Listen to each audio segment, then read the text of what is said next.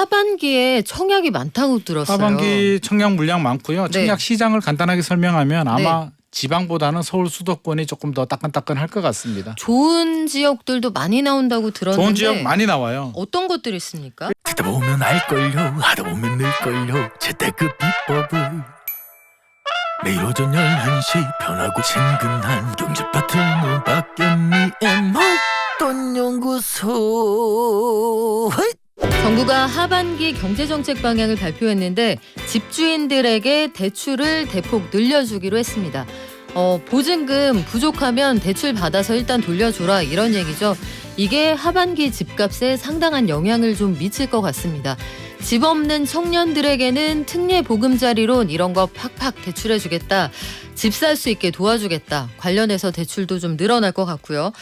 또 흑석자이 지난주에 정말 뜨거웠죠. 이거 역대급 경쟁률이다. 82만 명이 한 집에 몰렸다 말씀드렸었는데 줍줍이라는 게 뭔지 이게 상승장의 신호로 볼 수 있는 건지 김인만 부동산 경제연구소장에게 물어볼게요. 안녕하세요. 안녕하세요.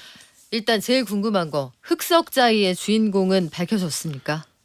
뭐 이름까지는 안 나왔고요. 네. 뭐 이게 89년생이라고 나왔더라고요. 89년생? 네네. 그럼 몇 살이에요? 저 사실 계산이 안 돼가지고. 솔직히 저도 계산 안 돼가지고 물어봤어요. 그러니까 네. 뭐 34인가 35이라고 여자예요, 하더라고요. 남자예요? 그것까지는 아직 안 알려주더라고요. 그래요? 네. 근데 뭐 여자 남자가 뭐가 중요하겠습니까? 그쵸, 내가 제일- 아닌데. 네, 내가 안 여자건 된 게 남자건. 중요하죠. 속상했어요. 아니 그 줍줍이라는 게 있잖아요. 네. 무순위 청약이라는 얘긴데 묻지도 따지지도 않고 당첨해서 되면 가져가라 이런 말이잖아요. 네네. 옛날도 아니네요. 뭐 한 1, 2년 사이에 있었던 뜨거웠던 많이 무순위 있었죠. 청약 결과들을 보면 네. 왜 20대 여자들이 유독 당첨이 많이 된 것 같은 거는 저의 느낌이에요. 실제로 좀 아니 그 느낌이라기보다는 실제로 좀 많이 나오긴 했어요. 그쵸. 과거 사례를 보더라도. 과거 사례 우리 한번 볼까요? 네, 과거 사례를 제가 한번 뽑아보긴 했는데요. 네. 2020년이었죠. 그때도 아마 인기가 엄청났는데 DMC 판시티자이라고 한 가구 모집에 29만 8천 명이 몰렸거든요. 그때도 엄청났잖아요. 이게 그때 지금까지는 1위였죠. 순위 1위였는데 이번에 이제 흑석자이가 이제 되긴 했는데 여기가 수색 6구역. 맞습니다. 네. 수색 6구역인데 이때도 29살 여성이 됐죠. 그래서 이게 젊은 분들이 잘 되네라는 이야기가 나왔고 또 이게 2020년에 여가부 장관이 포기한 물량이 있었거든요. 이게 여성가족부 당시에 김경선 차관이 네. 포기한 물량이 있었어요. 네. 이게 다주택자가 되면 안 된다는 게 그 맞아요. 당시 정부의 기조라서 네네. 세종시 리더스 포레라는 아파트인데요. 이때도 25만 대 1 나왔거든요. 이때도 22세 여성이 또 당첨이 돼서. 그쵸. 이게 느낌적인 느낌만은 아니잖아요. 그러니까요. 이게 그렇다고 20대 여성한테 특별히 무슨 혜택을 주는 건 아니죠. 그런 건 없는데 이게 그 당시 제도를 우리가 좀 살펴봐야 되는데요. 그때 규제가 많았잖아요. 무순위 청약도 아무나 안 돼. 해당 지역 거주자 중에서 무주택자들한테만 기회를 줬어요.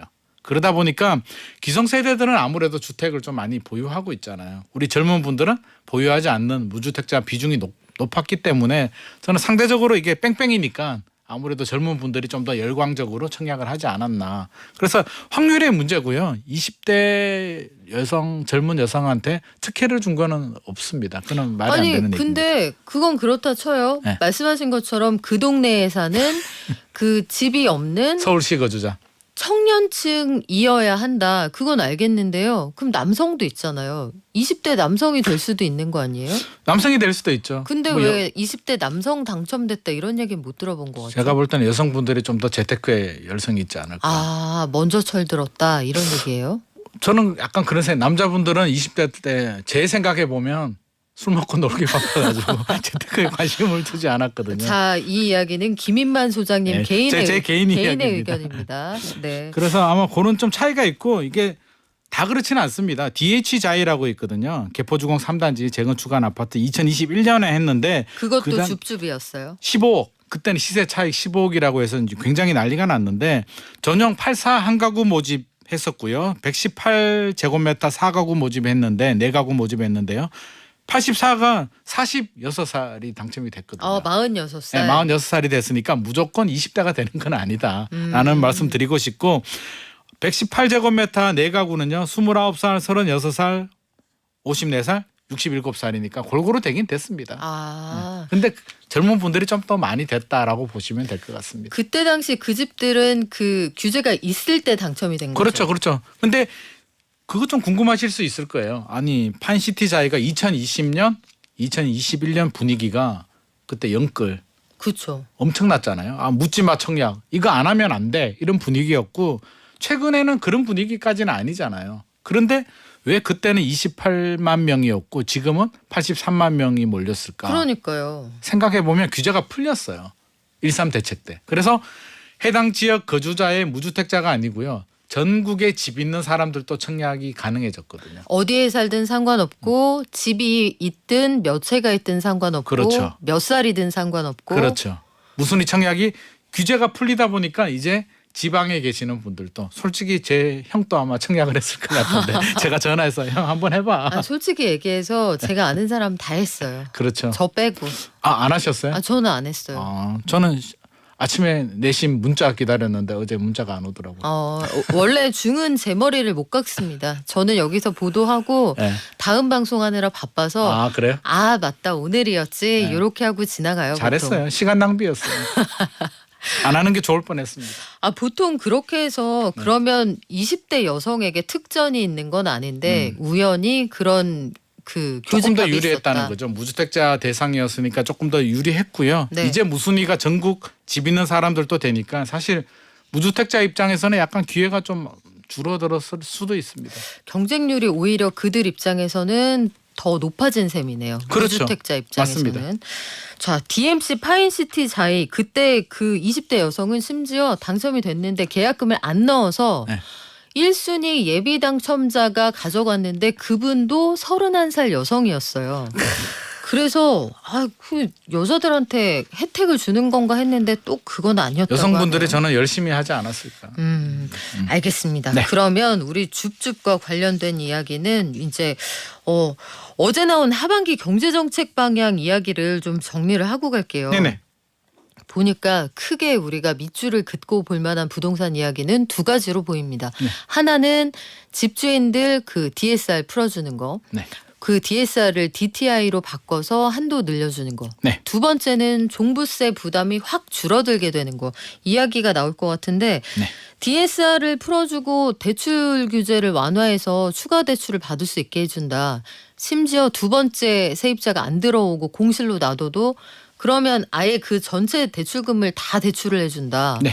이렇게 되면은 시중에 돈이 확 풀려서 이거 부동산 시장으로 엄청 들어오는 거 아닙니까? 아무래도 부작용이 있죠. 그러니까 부작용이 정부에서는 이거를 딱 그 전세금 내주는 용도로만 쓰게 한다라고 하는데 다 관리할 수 있을지 모르겠어요. 그게 딜레마긴 한데요. 모든 정책이 이제 양날의 칼이거든요. 이게 긍정이 있으면 부정이 있고 득이 있으면 실이 있는데 고민 안 했지는 않았을 것 같습니다. 저도 이게 사실 고민되는 부분이었는데 저도 이건 찬성이거든요. 왜냐하면 이거 아니면 세입자한테 지금 역전세잖아요. 2년 전 계약보다 전세금이 떨어지게 되면서 반환해주지 못하는 현상인데 제가 앞서서도 아마 그런 말씀 드렸을 거예요. 일부지만 집주인이 나는 전세금 떨어진 게 내 잘못이야. 나는 못 돌려주겠는데 저기 버틴다. 허그 가서 돈 받아 라고 실제로 말씀하시는 분들이 제법 많이 있거든요. 그러면 세입자는 어떻게 해야 되냐는 거죠. 정부한테 돈 달라고 해서 정부가 주지도 않을 것이고. 선량한 세입자가 유탄을 맞는다. 그러면 세입자는 이사 갈 집을 만약에 정해져 있다면 전세금을 못 받으니까 이사도 못 가게 되고요. 우리 이제 뭐 줍줍 이야기했지만 분양받은 아파트 아까 줍줍 당첨이 돼서 전세금 빼서 줘야 되는데 그것도 안 되는 거고 여러 가지 문제들이 생기는데 우리 집값이 오르면 여러 가지 규제를 할 수 있잖아요. 이게 전세금에 대해서는 사실 이게 실소유자의 시장이기 때문에 규제가 적용되기 어려운 부분이거든요. 다른 대책이 없습니다. 그러면 세입자를 위해서라도 저는 이게 최선의 방법이었다고 보여지고요. 지금 해야 될 건 말씀하신 것처럼 부작용을 최소화할 수 있게 이게 자칫 잘못하면 또 악용의 우려가 있거든요. 대출 나오네. 갭 투자 판이 열린 거 아니야? 또는 집주인들이 집을 팔아서라도 주려고 했는데 집 안 팔아도 되겠다. 매물이 줄어들 수도 있고 가격을 자극할 수도 있기 때문에 아마 관계 당국자들은 아마 좀 더 예의주시하고 면밀하게 진짜 전세금이 떨어져서 그 부분만 대출이 되는지 악용의 소지가 없는지는 관리 감독을 잘 하셔야 될 것 같습니다. 공실로 남겨둬도 그게 대출이 전액이 된다. 그 부분도 저는 약간 위험 부담이 있는 것 근데 같더라고요. 세입자가 돈을 못 받으니까요. 그래서 그러게요. 참 이게 다른 대안은 없을까 저도 고민해봤는데 솔직히 저도 대안을 못 찾겠더라고요. 그래서 이게 그러게요. 좀 어려운 숙제이긴 합니다. 세입자한테 그렇다고 위험 부담을 지라고 할 수도 없고 그럼요, 참 그럼요. 고민이 되는 부분이에요. 네. 일단 그렇게 해서 급한 불은 끈다고 이게 하는데 1년 한시니까 1년 정도를 이제 이게 위험한 기간으로 보고 있는 것 같습니다. 근데 걱정되는 게 네. 지금 부동산 시장에서 전문가들이 고 1년 정도 지나가면은 부동산 거래가 정상화되면서 이자율이 좀 낮아지면서 시장이 상승장이 올지도 몰라 이렇게 보는 분들이 있잖아요. 올 수도 있고요. 그래서 걱정하는 안 올 거 수도 아니에요. 있는데 뭐 네. 저는 그렇게 집값이 상승하는 데는 여러 가지 요인들이 있거든요. 단순히 이거 하나만 가지고 뭐 저는 그렇게 보지는 않습니다. 근데 왜 1년이 문제라고 하냐면 2021년 하반기하고요. 2022년 상반기까지가 피크였거든요. 그다음부터 전세 가격이 떨어졌기 때문에 추가로 떨어지지 않는다면 역전세는 저는 1년 정도 내년 상반기 정도까지 문제라고 보기 때문에 아마 국토부도 그렇게 판단한 것 같고요. 1년만 좀 버텨보자. 1년만 역전세를 좀 잘 막아준다면 1년 후는 정상화되지 않을까라는 생각을 하고 있는 것 같습니다. 그렇군요. 그리고 이번에 보니까 청년 아니면 신혼부부들이 집을 원하면 집을 살 수 있게 네. 저리 대출할 수 있는 그런 그 큰 돈주머니를 더 늘리겠다. 네. 그런 입장도 밝혔어요. 네네. 이게 시중에 좀 더 공급이 되면 집값 하락은 방어하면서 집값이 상승할 수 있는 요인이 되는 거 아니에요? 그럴 수 있죠. 이게 하락을 막고요. 상승하는데 약간 요인을 될 수는 있어요. 근데 저는 전체 판은 움직이지 않는다고 보고요. 만약에 우리가 2020년, 2021년처럼 막 급등하고 막 이렇게 판 자체가 흔들리려면 이런 생애 최초나 청년들이 집을 사서 이렇게 흔들리진 않고 전체적으로 다 이렇게 움직여줘야 되는데 이번 특례보금자리처럼 특례보금자리 보면 우려가 많았잖아요. 근데 지금 보면 거래량이 늘어나고 회복은 했는데 급등은 아니란 말이에요. 그래서 정부도 아마 특례보금자리를 보고 약간 자신감을 얻지 않았을까. 청년들한테는 좀 혜택을 줘도 되겠다. 물론 내년 4월 총선이 있기 때문에 약간 정치적인 계산도 포함된 것 같습니다. 글쎄요. 한편으로는 그런 생각도 드네요. 급등기라면 그런 정책을 내놓지 못했겠구나. 당연하죠. 집값이 오를 때 같으면 이런 정책 절대 못 내놓습니다. 지원 정책의 역설이다. 네. 지원해도 급등하지 않을 거라는 나름대로의 자신감이 자신감. 물론 한쪽에 금리가 있었을 거다. 빠르게 떨어지지도 않을 거다. 전세 가격도 약세지 않느냐. 이런 분위기라면 대출 살짝 풀어준다고 해서 절대 급등하지 않을 거다라는 자신감을 가지고 있는 것 같습니다. 그래요. 우리 그 앞서서 잠깐 줍줍과 관련해서는 이런저런 궁금한 이야기들 먼저 해소를 해드렸는데 네. 이 무순위 청약 관련해서도 그 궁금한 이야기들이 많더라고요. 네. 무순위 취소 후 재공급 무순위에도 여러 가지 종류가 있다라고 하고 하반기에도 또 나올 수 있는 무순위들이 있을 수 있잖아요. 네. 이 단어 설명을 조금 해주시면 좋을 것 같아요. 취소 후에 재공급 이거는 뭡니까? 이번 흑석자회를 보면 이제 물건이 두 개가 나왔거든요. 네. 전용 59가 나오고 84가 나왔는데 전용 59가 이제 83만 명이 몰려온 게 무순위. 무순위가 뭐냐면은요. 청약 경쟁률이 만약에 1대1이 안 된다. 물량이 분양할 때부터 남아버리면 미분양이 되는 거고요. 청약 경쟁률은 1대1이 넘었는데 계약할 때 그렇게 계약률이 안 나오면 이제 무순위가 됩니다. 그러면 무순위가 앞서서 우리 설명했듯이 이제는 규제가 풀려서 전국에 집 있는 사람들도 다 청약할 수 있는 게 무순위고요. 흑석자의 59제곱미터가 무순위여서 83만 명이 몰렸고요. 취소 후 재공급은 뭐냐면 뭐 여러 가지 이유가 있겠죠. 불법 전매. 그러니까 계약을 했어요. 자신 있게 계약을 하고 좋았는데 걸려든 거죠. 불법 전매를 했다든지 뭐 공급 질서 교란 어떤 행위 때문에 부적격으로 당첨 취소가 되신 분들이에요. 그러면 나는 가지고 갈 의사가 있었는데 본의 아니게 이제 취소가 되고 뺏겨버린 거죠. 그 물량에 대해서는 취소 후 재공급으로 되는데 취소 후 재공급은 전국이 아니고요. 해당 지역 거주자만 가능합니다. 무주택자들만. 그러니까 10만 명이 몰렸어요. 그러니까 흑석자위도 전국으로 가는 무순위는 83만 명이 몰렸고요. 서울의 무주택자들한테는 10만 명이 몰렸다. 우리 앞서서 판시티자위가 뭐 24만 명이었나? 24만 8천 명이었잖아요. 네. 똑같은 조건인데 그때는 24만 8천 명, 지금은 10만 명. 분위기가 극과 극이네요. 2년 전보다는 분위기가 많이 다운은 됐다. 그렇게 알 수 있죠. 그렇군요. 전체적으로 보면은 요게 온도차가 분명히 있구나. 그럼요. 들어올 사람 다 들어와 했을 때도 이게 좀 다르구나. 다르죠. 그러니까 93만 명, 83만 명을 보면 2020년보다 더 과열된 거 아니야? 라고 생각할 수 있는데 절대 그렇지가 않다. 속사정을 잘 들여다봐야 한다. 네네. 앞으로도 우리가 그 들여다봐야 할 것들 있으면 잘 알려드릴 텐데 하반기에 청약이 많다고 들었어요. 하반기 청약 물량 많고요. 네. 청약 시장을 간단하게 설명하면 아마 지방보다는 서울 수도권이 조금 더 따끈따끈할 것 같습니다. 좋은 지역들도 많이 나온다고 들었는데 좋은 지역 많이 나와요. 어떤 것들이 있습니까? 일단 서울에서 보자면 강남 쪽을 보더라도요. 신반포 4차 재건축했죠. 메이플 자이가 나오고요. 반포주공 1단지 3주구가 될지 안 될지는 모르겠는데 프레스티지 바이 레미안 또 나오고요. 반포주공 1단지 DH 클래스트 워낙 대표적인 아파트니까 돈 있는 분들은 하셔도 좋을 것 같고요. 뭐 원 펜타스도 나오고 청담 3익 있잖아요. 청담동에 청담 3익 저희 사촌 누나가 호시탐탐 노리고 있는 아파트인데 청담 르엘도 나오거든요. 네. 여기 관심을 가져도 좋을 것 같고 강남만 있는 건 아니에요. 서울은 지금 다 관심을 가져야 되는데 은평구의 대조 1구역이라고 있거든요. 메디알레 그 이문 휴경 뉴타운이죠. 이문 1구역에 레미안 라그란데 이문 3구역에 아이파크 자이 청계 SK뷰 뭐 청량리 뭐 롯데캐슬 좋은 물량들이 많이 나오니까 저는 관심 있는 분들은 지켜봐야 되고요. 또 뉴홈 9월, 12월에 물량 기다리고 있습니다. 절대 놓치면 안 됩니다. 그래서 최근 흐름을 보면 세종시하고 수도권이 거래량도 많이 증가했고요. 분위기가 좋기 때문에 이왕이면 이런 분위기라면 좀 세종이나 서울 수도권 위주로 좀 청약에는 관심을 가지셔야 될 것 같습니다. 네, 뭐 일반 분양하는 물량들은 당연히 전국에서 신청하실 수 있는 건가요? 일반 분양은 전국 안 됩니다. 서울 안 수도권만 됩니까? 되는 거고요. 네. 혹시라도 무순위가 나온다면 전국으로 되겠죠. 미분양이나 무순위는 전국이 가능합니다. 그러면 지금 말씀드린 이 서울에서 분양하는 물량들은 아무래도 서울 수도권 서울 거주자들. 수도권 거주자들만 신청을 하실 수가 있다는 거. 네네. 그리고 지금 청약 관련해서 청약 경쟁률이 예상보다 괜찮다. 네. 이런 말들 나오는 거는 청약 가격이 예상보다 비싸고 굉장히 올라가는데 네. 이건 왜 그런 거예요?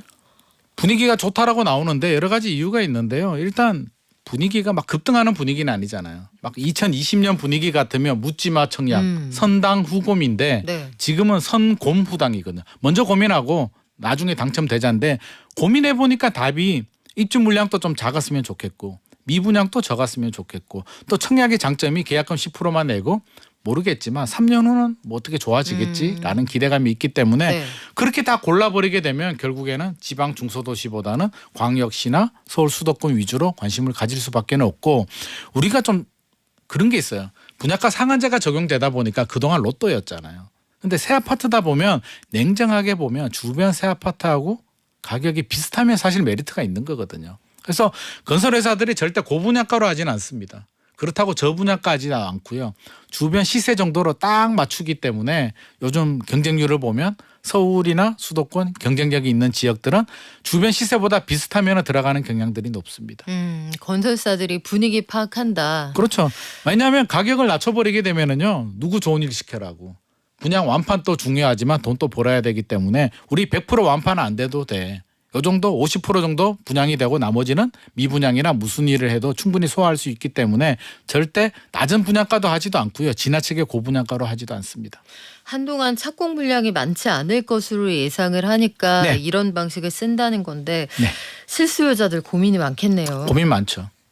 뉴홈은 9월하고 12월에 어느 지역들 나옵니까? 9월에 이제 6월은 끝났잖아요. 동작구 수방사 다 끝난 이야기고요. 9월에는 또 좋은 물량이 많습니다. 3기 신도시죠. 하남 교산, 서울은 마곡에도 나오고요. 인천 계양 신도시도 나옵니다. 그 외에 뭐 안산에도 나오고 위례도 나오기 때문에 좋은 물량들 많고 12월에도 남양주 왕수 2지구하고요. 마곡, 한강 이남, 위례, 고양 창릉, 부천 대장 그리고 동작구 수방사하고 비슷한 대방동 군부지도 나오니까 이것도 놓치지 말고 기회가 된다면 저희가 소개는 해드리겠지만 반드시 달력에 체크를 하고 청약 준비를 하셔야 될 것 같습니다. 그때 이 뉴홈 사전 청약 관련해서는 이거는 지역 제한이 어떻게 된다고 말씀을 하셨죠? 뉴홈 사전 청약은 지역마다 다른데요. 서울 물량은 서울 100%가 나오고요. 근데 이게 면적에 따라서 다르거든요. 그래서 고덕강일 3단지 같은 경우는 서울 50%, 수도권 50%가 나왔고요.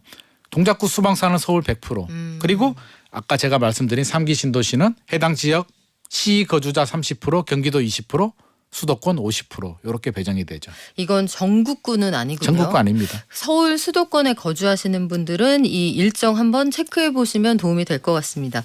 자, 오늘도 알찬 시간 지금까지 부동산연구소 김인만 소장과 함께했습니다. 고맙습니다. 감사합니다.